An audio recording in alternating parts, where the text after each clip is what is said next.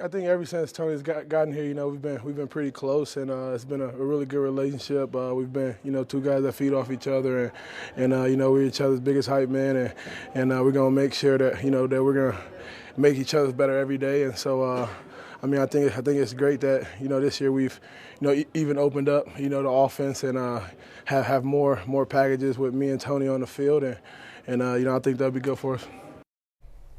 For those of you listening at home or in your car or bathroom, maybe bathtub, who knows where people listen, we don't judge. That was the voice of Ezekiel Elliott, running back of the Dallas Cowboys, discussing his relationship with Tony Pollard, very similar to you and I. Absolutely. How close we are. Split backfield. Different roles. Different roles, yep. Make each other better. You're the workhorse, I'm more the pass catching. Yeah, exactly. Down back. Yeah, exactly. You're the, I'm the one that got the bag. Yeah, exactly. It's fair. She's on fire. Yeah. Yeah, I'm the one that's also, that everyone's just like, he's old, he's done. Yeah, same thing. So it's fine. Zeke and I have a lot in common.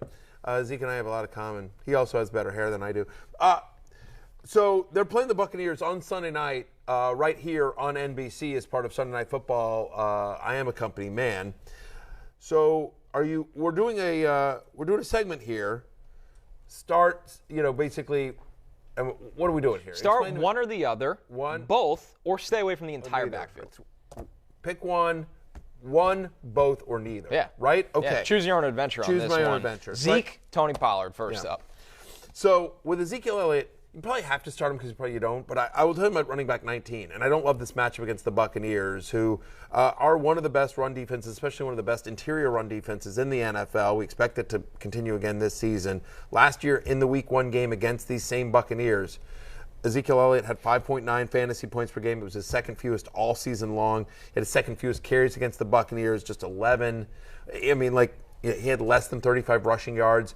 They could not move the ball on the ground. Dak Prescott had over 400 yards in this game. They had to throw. It was kind of a crazy game, a really fun one as well. So a low-end RB2, you're basically hoping he falls into the end zone.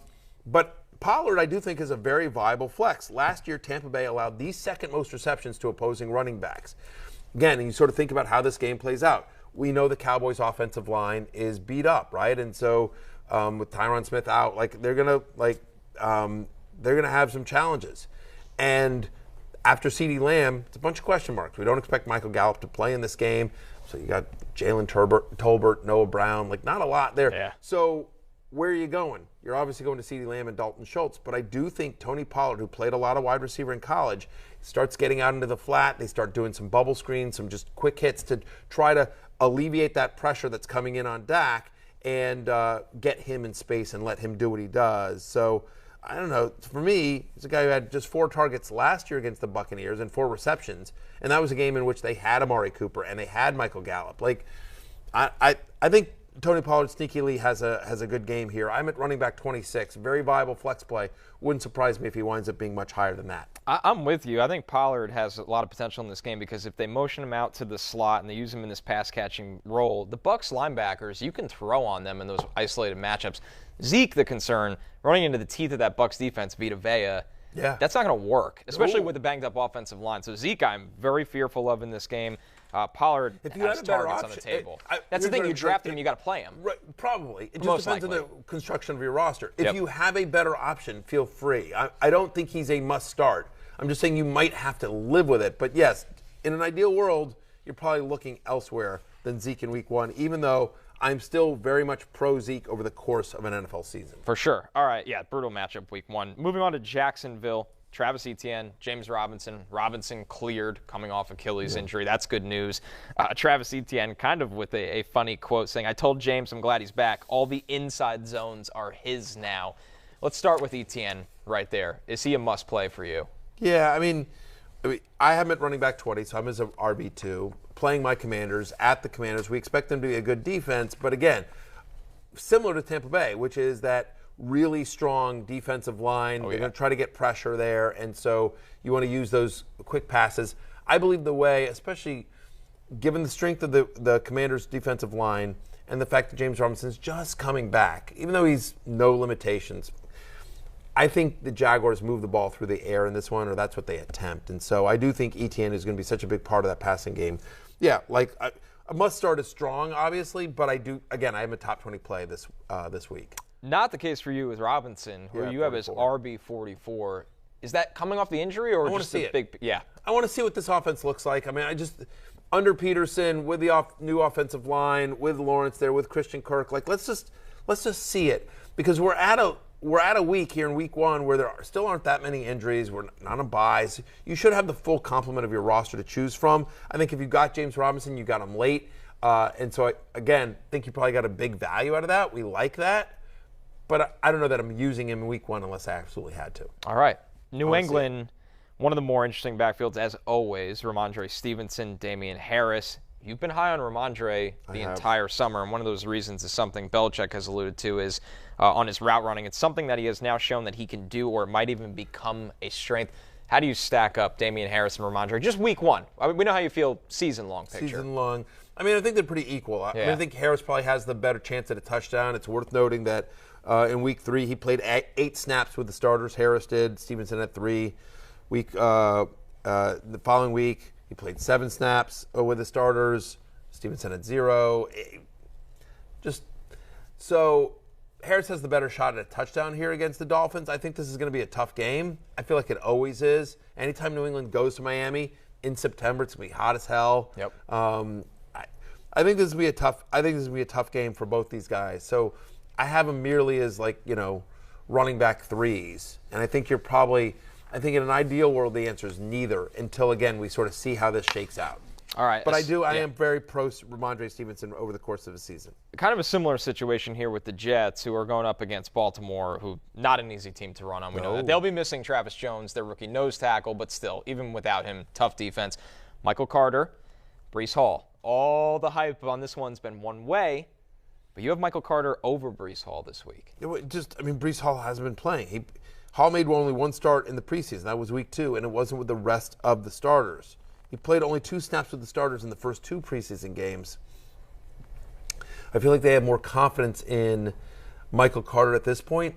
But to your point, tough to run on Baltimore.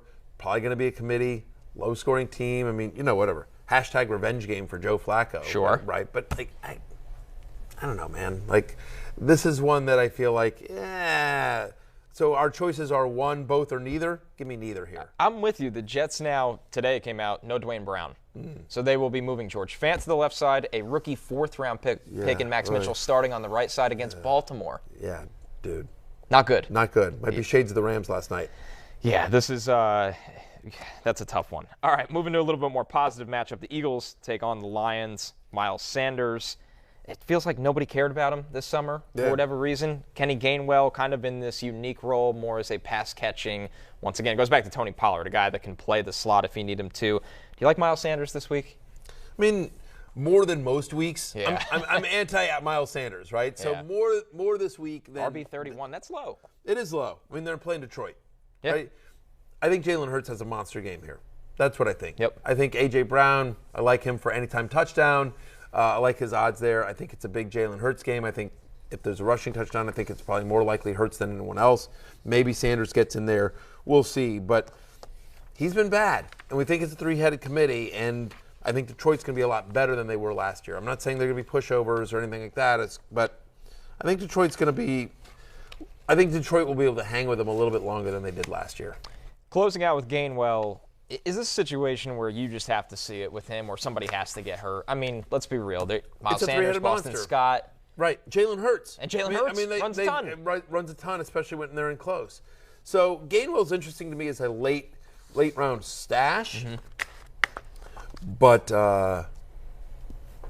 yeah, not as a late round stash, but not anyone that I think, again, we're trying to narrow down the unknown.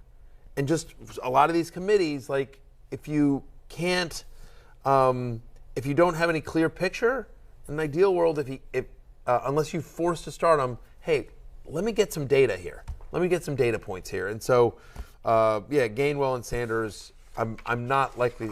I would choose neither, even though it was Detroit. I get it.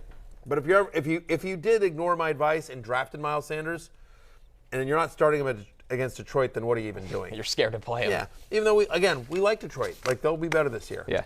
They'll compete. All right. So All right. So neither on the Jets and neither on the Eagles. That's correct. Yeah. Correct. Stay away But from them. I think potentially both on the Buccaneers. Certainly Tony Pollard and Etienne on the Jags. There we go. One, both, or neither. Our first debut segment of that is in the books. You can hear the fans. They're very excited about it. It's already trending on Twitter. They're chanting your name. Something. They're doing something. But maybe not for good reasons. We're back after this.